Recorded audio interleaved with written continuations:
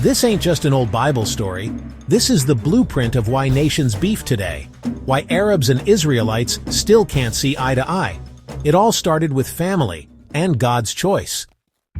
Abraham moves into Gerar, tells folks Sarah's his sister, half-truth, cause she was his half-sister but also his wife. Why? Cause he's scared the king will kill him for her beauty. That's fear talk right there. King Abimelech takes Sarah into his house. But one day he sees Abraham and Sarah out there together, laughing, flirting, touching, and he knows, nah, this ain't no sister. That's his woman. That night, God comes to Abimelech in a dream. Touch her and you're a dead man, cause she's a prophet's wife. That's divine protection right there. Psalm 105, 14-15. He suffered no man to do them wrong. Yea, he reproved kings for their sakes, saying, touch not mine anointed, and do my prophets no harm.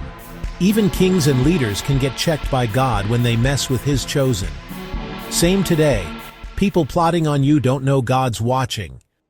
So Sarah finally has Isaac, the promised child, but tension starts brewing. Ishmael, Abraham's first son through Hagar, starts mocking Isaac. Then Sarah tells Abraham, send Hagar and Ishmael away.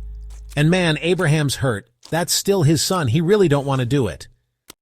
But God tells him, listen to Sarah. My covenant, my promise, runs through Isaac, not Ishmael. And honestly, this was the start of the jealousy. Ishmael's descendants, the Ishmaelites, become the Arabs. Isaac's line, that's the chosen line of Israel. Genesis 16 verse 12. And he will be a wild man. His hand will be against every man, and every man's hand against him. That's prophecy of Ishmael's people. Nomadic, strong fighters, always in conflict with other nations. Kinda sounds like the Arab world to this day, right? And that tension? Still here. From Middle East wars to oil conflicts to religion beefs. God tests Abraham. Take Isaac, the son you love, and offer him as a sacrifice. Man, I don't know about you, but that's a test only the strong and righteous could face. Isaac carries the wood for his own sacrifice, just like Yahawashi, or Christ, carried the cross. John chapter 19 verse 17. And he bearing his cross went forth. Isaac's story, honestly, it foreshadows Christ's sacrifice.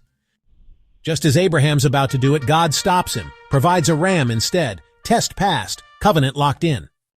So Sarah passes away, and now Abraham needs a place to bury her. He goes to the Hittites and, he insists on paying the full price for the land. He doesn't want any favors, no strings attached, just straight-up ownership. Sometimes, paying in full ain't about the money.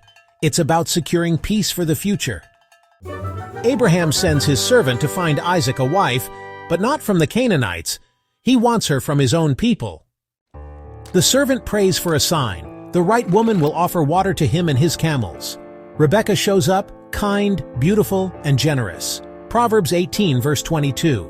Whoso findeth a wife findeth a good thing, and obtaineth favor of the Lord. A righteous partner is a blessing. Choose wisely. Rebekah agrees to leave home immediately to marry Isaac. No games, no hesitation. When God opens a door, sometimes you gotta walk through it without overthinking. From Abimelech to Rebekah, every choice in these chapters shaped nations. The jealousy, the blessings, the promises, they still run through the bloodlines today. This ain't just history, it's prophecy.